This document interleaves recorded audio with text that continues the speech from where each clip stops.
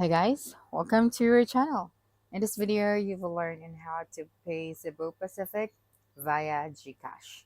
Okay, so first thing that you are going to do is you just have to visit the Cebu Pacific website. Alright, and then you have to log into your account so you can start booking.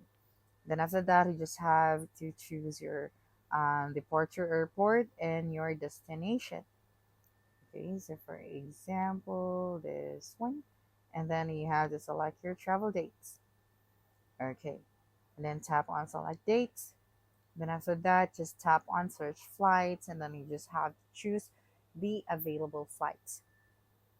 Okay, for example, this one and this one.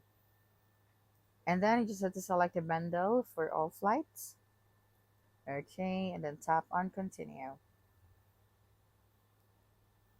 So just wait for a couple of seconds and then you will now proceed to the section where you have to input the guest details as well as the contact information.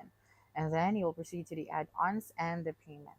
So here, once you're on the payment section, you'll be able to see here the different payment methods. So we have the points of credits, we have credit or debit cards, and the e-wallet. So I just had to choose e-wallet and select Gcash for this one.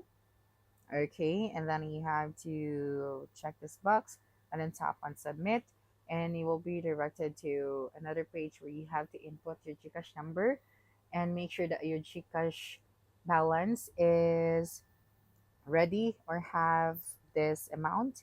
Then after that, you just have to confirm your booking. So that's it for this video. If you think this video helped you solve your concern, please subscribe, like this video, and leave your comment below. Bye.